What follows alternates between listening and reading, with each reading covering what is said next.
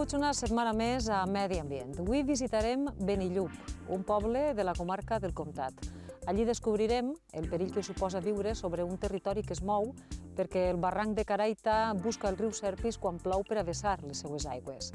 Anirem al Parc Natural de Xera, Sot de Xera, per veure com es recupera el teix. L'espècie, una de les més longeves i escasses del nostre territori, també serà la protagonista de la secció L'Herbari. És temps de Medi Ambient. Comencem.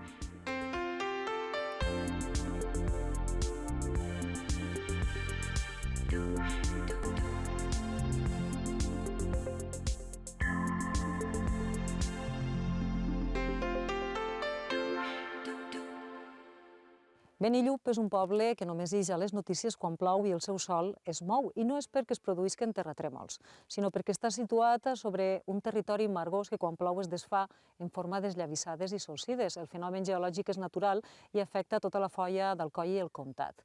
Un territori dissenyat pel riu Serpis i l'encaixament dels seus afluents.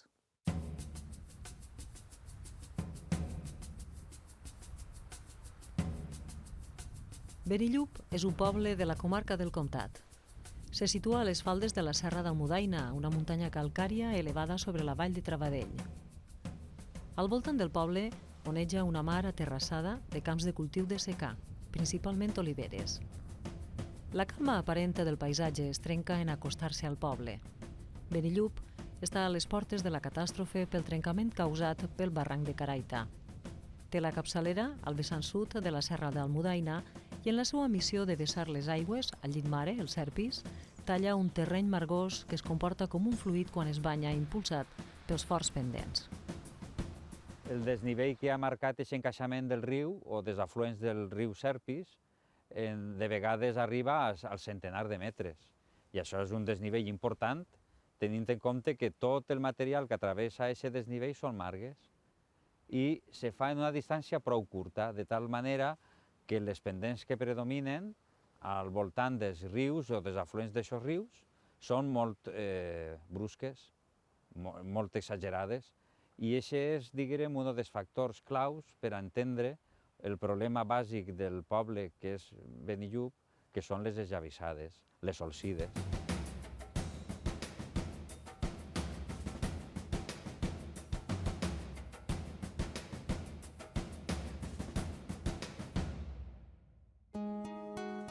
La vista que es mostra a Benillup en arribar és fantàstica. L'imponent Montcabrer, el punt més alt de la Serra de Mariola, emblanquinat per les últimes neus caigudes a la comarca. El fred sorprèn una incipient primavera que no arribarà a quallar. En contrast, els nostres peus freguen el límit del barranc de Caraita. Les vertiginoses parets d'entre 20 i 70 graus de pendent ens aboquen a un precipici que troba al final a més d'un centenar de metres. Els pins amaguen el llit d'un riu que ningú s'atreveix a aixafar per por del perill que suposa un procés d'esllavissades en actiu. Aquestes dues pluges últimes que han tingut, que una va caure 200 i pico i l'altra van ser 123, La de fa 2 setmanes. De fa 2 setmanes. Sí. Pues pot ser que hagi sigut entonces. I es veu humit encara. Sí. I es veu com pot arrastrar cap avall. Així està més atalussat, però allà, si el fijes, és que està més tallat al recte. Pràcticament vertical. Allí fa més por, més por. Allí hi ha una casa que és la que realment fa por, que també ho té a 15-20 metres. La perillositat sobre la que estem parlant avui gira al voltant d'una litologia molt concreta, que són margues, que són argiles en carbonat càlcic. I el tema d'aquestes argiles, o la qüestió, és que se comporten de manera molt diferent segons estiguen seques o ben mullades en aigua. Si estan saturades en aigua són pràcticament un fluid, com si tingueren xocolata espès o algo per l'estil. Mentre que quan estan seques, com veu aquí, fan torrossos ben grossos que en els barrancs mateixos es comporten com a parets pràcticament verticals. La litologia de Benillup és la que predomina a la comarca del Comtat i per extensió a la foia d'Alcoi. Un material blanet que durant milers d'anys ha anat excavant el riu Serpis i els seus afluents. Per a entendre el procés d'encaixament del barranc de Caraita hem de posar un poc d'imaginació. Fa milers d'anys el riu Serpis circulava per una cota superior a l'actual. El testimoni el marquen els tossals i les llomes que queden al paisatge. Arriba un moment que el Serpis s'obri camí a través del Benicadell i arriba a la Safor on desemboca. A partir d'ací, s'inicia l'adaptació dels afluents per arribar al seu caixer. Avui en dia, quan ja té el camí obert, diguem que per on circula el riu Serpis és com si fos el nivell local de base de la resta d'afluents. Què tenen que fer tots? Adaptar-se a aquest nivell de base. I com ho fan? Anar tallant el terreny. I van encaixant-se. Això ho fan des de la capçalera fins que desemboquen en el Serpis. On estan més adaptats? On confluïxen en el Serpis. I tenen que anar adaptant el seu perfil a poc cap endarrere. És a dir, en el sentit contrari al que venen les aigües. L'adaptació continua en el cas del barranc de Caraita cap a la Serra d'Almudaina, envoltada per una franja de cudols, graves i argiles. És per on es filtra l'aigua de pluja que en un recorregut molt curt entre margues arriba a Benillup. En esta parcel·la podem observar l'erosió cap arrere que desembocarà en una esllavissada o solsida. Bueno, pues així tenim el que ve a ser un exemple de procés de llibre, el que es coneix com un pipe, o un procés d'erosió en túnel. El material aquest, margós, que tenim així en aquesta zona de Benillup, en teoria és un material impermeable, però tots els materials tenen infiltracions. Aleshores, quan infiltra, el que produeix és un entubament de lo que és el terreny i que provoca que el que tenim així darrere, que és el barranc de Caraita, vagi retrocedint cap a zones més altes. L'aigua va cap avall, però el que és el barranc va retrocedint cap arrere. I així estem en un moment inicial, però que probablement tot el que és aquesta zona margosa pugui tindre un deslizament. No es pot preveure quan es produirà el moviment de terres, però els geògrafs li auguren un futur molt curtet al camp. En un dia de forta precipitació seguirà la mateixa evolució del talús cobert de fenars del costat. Fa no res, era un camp d'ametllers. De moment, el fenomen geològic, dissenyador de les formes del paisatge, només ha afectat els béns materials dels veïns de Benillup, però així la població mira al cel. Pues es viu relativament, així en Benillup es viu molt bé, però quan venen pluges fortes, pues la veritat és que estem un poc intranquils. Un poc intranquils, si cauen 50 i 60 litres no passa res, però si cauen a partir de 100 pues ja comencem a assustar-se. Per por a una solsida, un corriment de terra gran, etc. I no és per a menys. Les cases estan molt a prop i els propietaris no obliden els fets ocorreguts el 2004, quan el barranc s'engolia a prop de 15 metres d'ample de terres de cultiu. L'any 2004, una ploguda que va haver forta de 500 i pico litres, doncs aquest bancal se'n va anar totalment baix del barranc. I de testic tenim el que és la valla, que estava construïda damunt d'aquest bancal, i s'ha quedat la valla totalment a l'aire perquè el bancal ha desaparegut. La casa de Ximo està a una desena de metres de l'actual límit del barranc. A la desesperada i per fer alguna cosa intenta retindre els 2 bancals que li queden, replantant arbres. Doncs aquests arbres els han posat en la idea de veure si ens pot retindre un poc les solsides que està fent, perquè així n'hi havia ametlers antes, però els ametlers calculem que no té prou avant, i han posat moreres, han posat olms, a pesar que els olms estan secant-se per la malaltia que tenen. I han posat piteres, que també ens han aconsellat, que aguanta molt el terreno, i inclús per cavall s'han despenjat i estem plantant, però no sabem l'efectivitat que això tindrà. Des de les pluges de 2004 s'espera una solució tècnica per a terrassar el barranc que no arriba per falta de diners. Mentrestant, l'Ajuntament de Benillup ha decidit actuar per a frenar el procés erosiu del barranc de Caraita. Conselleria ens han donat unes solucions, però veient que ens fa un poc llarg, vam posar en contacte amb Diputació i gràcies a Diputació en una obra de servicis ens van donar uns diners per conduir tot el que són les aigües de tot el darrere de les cases, patis, terrasses, carrer, traure totes les aigües fora. I la veritat és que s'ha notat prou, En abandonar el poble ens trobem amb un nou exemple del moviment del subsòl. No importen les barreres de protecció humanes, tampoc el formigó de les infraestructures viàries. La força de la natura, en aquest cas, en forma de margues, és molt forta. Quan passen de terrossos secs a fluid espès, avancen sense cap limitació cap al barranc per a buscar els serpis. Però com no afecta directament ni a vivendes ni a les persones, digueren que és un risc sobre béns de les persones, però quan ja el perill, en aquest cas, convertit en risc, afecta a les persones i a les seues vivendes directament, més seriós és el que n'hi ha que tindre en compte, perquè quan parlem d'aquests processos pense que és el primer que hem que traslladar, que no siga dañino per a les persones. Un exemple pròxim de fortes esllavissades el tenim a Alcoi, bressol d'una indústria lligada a l'energia hidràulica. El vessant apuntalat sobre el riu Molinar, al cor de la ciutat, es va construir al segle XVIII, després de descartar l'alternativa de desviar el riu. En imatge observem el disseny original. El mur encara es manté en peu, tot i que la zona aterrassada ha anat sent ocupada per les fàbriques durant els últims 200 anys. Un abancalament semblant s'hauria de fer a Benillup a fi de reduir els desnivells del barranc de Caraita i frenar la força de l'aigua quan cau a plom.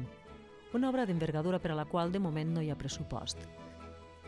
Mentrestant, els veïns continuen mirant al cel, a fi que les pluges no els pille desprevinguts per a protegir-se d'un fenomen que desfà el seu territori, com si fora xocolata calenta.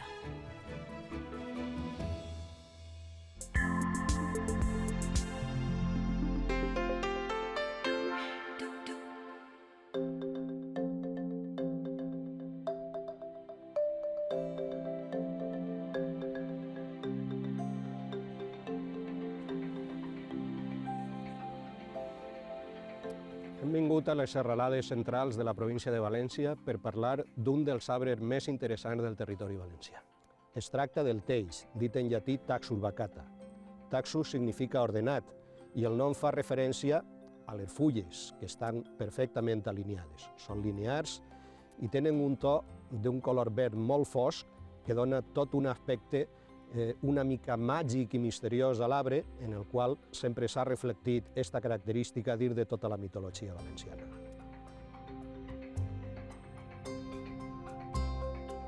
El teix és l'arbre sagrat de la cultura celta, mentre que a la cultura mediterrània roman com una espècie pràcticament màgica, lligada a contes i a llegendes antigues que encara podem sentir en algunes de les nostres comarques. El teix és una planta molt tòxica i, com diu el refrany, tot allò que mata també cura, i d'ell s'extrau precisament una de les medicines modernes més importants, el taxol, que és un producte anticancerigen. La raresa del teix esdevé de la seva ecologia. Només roman ara mateix a les muntanyes més elevades dins de les ombries de les racons pràcticament més inaccessibles del territori valencià. Una de les raons de la raresa del teix, a banda de les antigues tales i dels incendis forestals, romanen en que es tracta d'un arbre dioic, és a dir, que té peus mascles i femelles. Sovint les poblacions són massa xicotetes i aleshores no hi ha suficient proporció dels dos sexes com per a produir suficient llavor. La llavor del teix és molt característica. És un fruit carnós que té una part roja, carnosa i groga dita aril, que atrau precisament a les aus i als xicotets mamífers per a menjar-se-la i a la vegada dispersar la llavor. L'aril és l'única part comestible de la planta. Tota la resta és tòxica.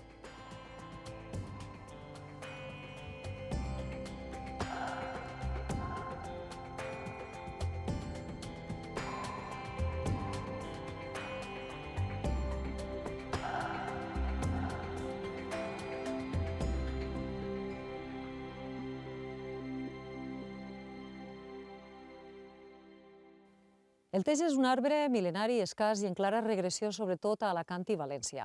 Al Parc Natural de Xera, sot de Xera, s'estan duent a terme uns treballs de silvicultura que van més enllà de la simple replantació de teixos a la zona protegida. Pretenen recuperar també totes les plantes autòctones i atraure així la fauna salvatge. D'esta manera, amb la disseminació natural de les llavors de teix, volen garantir la supervivència d'este xicotet bosquet.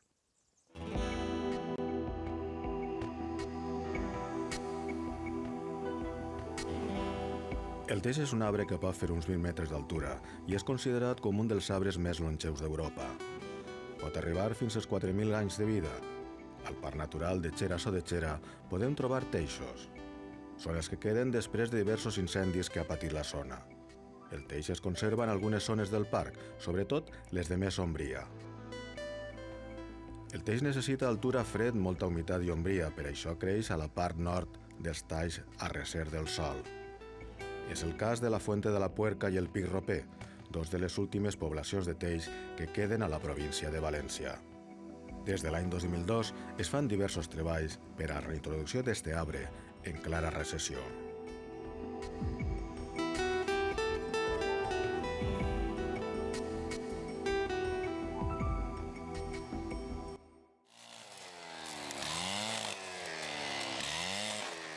El primer que fan és netejar de l'argelaga i altres matolls que ofeguen el creixement d'altres plantes de més interès i que posen en perill, per la seva combustibilitat, els plançons de teix.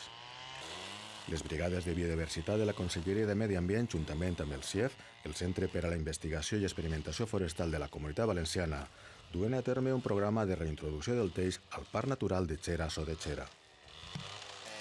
Els treballs, finançats amb el fons de la Unió Europea FEDER, intenten recuperar les teixedes i l'entorn que fa que este arbre puga sobreviure per si mateix en bones condicions. Per això s'han creat 5 nuclis de dispersió i reclam dins del mateix parc natural que els tècnics han valorat com a idònies per albergar comunitats vegetals d'alt interès conservacionista, entre les quals hi ha el teix. Hemos elegido estas zonas y en un primer momento se hacen unos trabajos de adecuación del territorio, son trabajos selvícolas, sobre todo consiste en desbroce del matorral, de las plantas más pirófitas, y después pasamos a una fase de plantación. Les plantes triturades queden formant un mantell d'humus que ajuda a retindre la humitat. Les brigades deixen algunes espècies que tenen valor per al conjunt de la vegetació i que volen mantindre en els nuclis de dispersió i reclam. És el cas de les enfiladisses, el roure valencià, ginebres, romer, coscolls, gentiscle o l'estepa blanca. A més, introdueixen l'arborcer o la santjoanera, entre d'altres. En estas plantaciones introducimos ejemplares de un elenco total de 6, 7, 8 especies, dependiendo de los puntos y de las condiciones ambientales del punto, y siempre van acompañados de Taxus baccata, el tejo. Este proyecto se contempla la producción de plantas siempre a través de semilla de procedencia local, es decir, toda la planta que se introduce aquí procede de semilla que está recolectada de ejemplares naturales que crecen en este mismo entorno.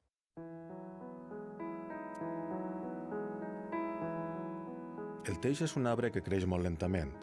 Aquestes imatges corresponen a desembre de 2007, la replantació que es va fer a la Fuente de la Puerca al Parc Natural de Xera-Sodechera. En 4 anys, este és el resultat. Un creixement lent que ja comença en la mateixa germinació de la llavor autòctona als vivers. Al CIEF, el Centre per a la Investigació i Experimentació Forestal de la Comunitat Valenciana, recullen llavors, les avaluen, les cultiven i experimenten per a la seva millor conservació. La pròpia germinació és molt llarga, arriba de manera natural als 3 anys. Nosaltres als vivers l'accelerem fins a 1 any, però la mitjana podrien ser 2 anys. I després la pròpia producció de planta al viver, abans de fer aquestes reintroduccions o aquests reforçaments o aquestes introduccions benignes, porta 2 anys més. Llavors, la planificació d'aquest tipus d'accions va de cara als 4 anys primers fins que tenim la planta de cara a ficar-la al camp. Els 5 nuclis de dispersió i reclam per al teix tenen una funció més. Estos espais, a més d'afavorir el creixement del teix, estan estudiats per a crear un microhàbitat que puga acollir fauna que ajude a la reproducció del teix de manera natural. Tienen la característica común que son especies de fruto carnoso. El durillo, el madroño, las sabinas, alguna madreselva, todas estas especies de fruto carnoso tienen un interés porque actúan como atractores, atrayentes para la fauna, para que acudan, lleguen a estos sitios, puedan comer, puedan consumir los frutos que le ofrecen y a su vez dispersen estos frutos a otras partes de la sierra, ¿no? Entre todos estos frutos también está el fruto o la semilla carnosa del tejo, que nos interesa que se disperse de una forma natural. Por un lado estarían los mamíferos como pequeños dispersores, pero incluso a lo mejor más activos, porque actuarían o llevarían las semillas de forma más dirigida a pequeñas madrigueras, mientras que los pájaros sería una dispersión no tan eficaz a lo mejor, pero sí a más largo espacio, con distancias mucho más largas. Tots aquests treballs es fan amb l'ajuda dels fons FEDER de la Unió Europea.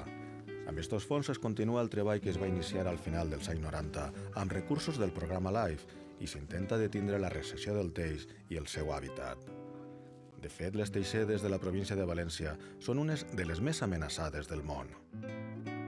És un arbre relicte, és un arbre que realment està en via terminal, si se pot dir d'aquesta manera. Aquests racons de la Mediterrània, no? Tot el sud-est de la Mediterrània, uns arbres que arriben a viure molt més del que nosaltres podem imaginar, no? I també a la Mediterrània. Llavors, aquest tresor que tenim encara i que estem parlant ara mateix possiblement de les teixedes més amenaçades del món, de Taxus baccata. Aquestes teixedes, sobretot de la província de València i del sud d'Alacant, són possiblement una de les teixedes més amenaçades del món. Hi ha diversos factors que han fet que el teix estigui en verdadera recessió. Algunes d'elles són els incendis, l'activitat humana o la disminució de les precipitacions, que fa que no es vegin complides les necessitats hídriques de l'arbre, sobretot en anys de sequera, i la poca capacitat d'adaptació.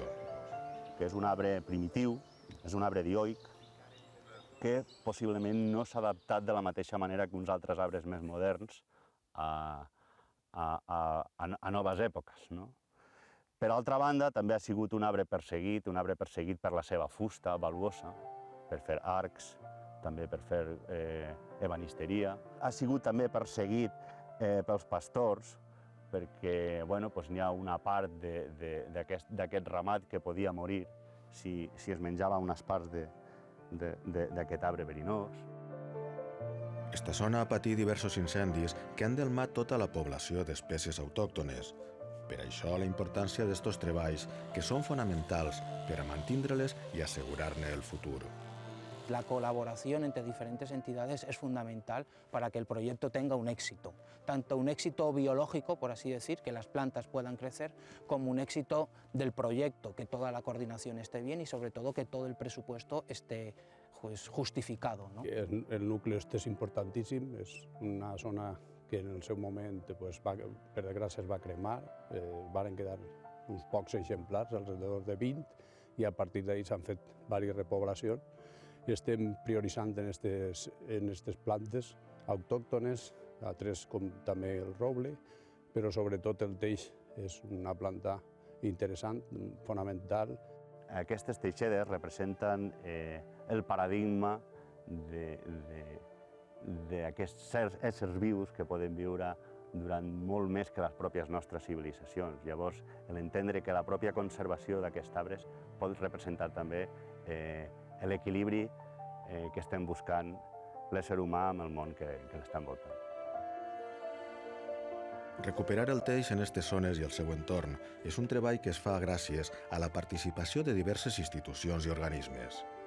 Aquestes faenes que es fan ara permetran assegurar que en un futur es puga gaudir d'un arbre tan impressionant que pot viure més que molts imperis, durant milers d'anys.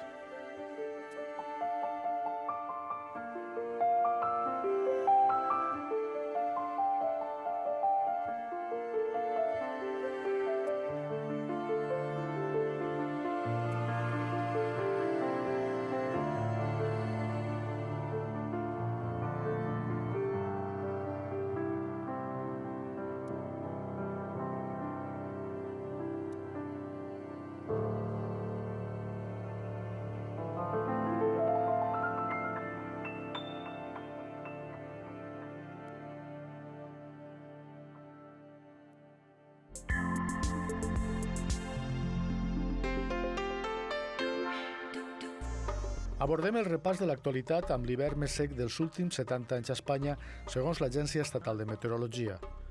Això ja s'està notant en algunes zones que comencen a patir la falta de pluja. La situació és alarmant perquè el balanç de l'actual any hidrològic, que va començar l'1 d'octubre, acumula un dèficit del 40% de pluja. Els veïns de Xàbia demanen la qualificació com a zona no urbanitzable i la declaració de paisatge protegit del Saladar de Xàbia, una zona d'especial interès vegetal i paisatgístic en perill a causa del mal estat de conservació i la degradació de l'entorn. L'Ajuntament de Xàbia ja ha aprovat una moció que recull les reivindicacions del poble. S'ha presentat a València la Gaceta de la Tortuga, un diari dirigit a incrementar la col·laboració dels pescadors de la comunitat en la conservació de les tortugues marines. Esta publicació està impulsada per la Fundació Quaderno Rubio i la Conselleria de Medi Ambient i té la col·laboració de la Universitat de València i l'Oceanogràfic. En l'acte s'han alliberat tortugues curades de les seues ferides a l'Oceanogràfic. L'any passat es tractaren més de 20 exemplars, sobretot a causa de la ingesta accidental d'ams i plàstics. Del 2 al 4 de març se celebra a València la Fira de la Biocultura, la Fira dels Productes Ecològics i el Consum Responsable. La present edició acull Ecoestètica, destinada a donar a conèixer les virtuts de la cosmètica biològica certificada i els perills dels productes químics presents en la cosmètica i la higiene convencional. Hi participen les firmes productores i distribuïdores d'esta cosmètica respectuosa amb el medi ambient.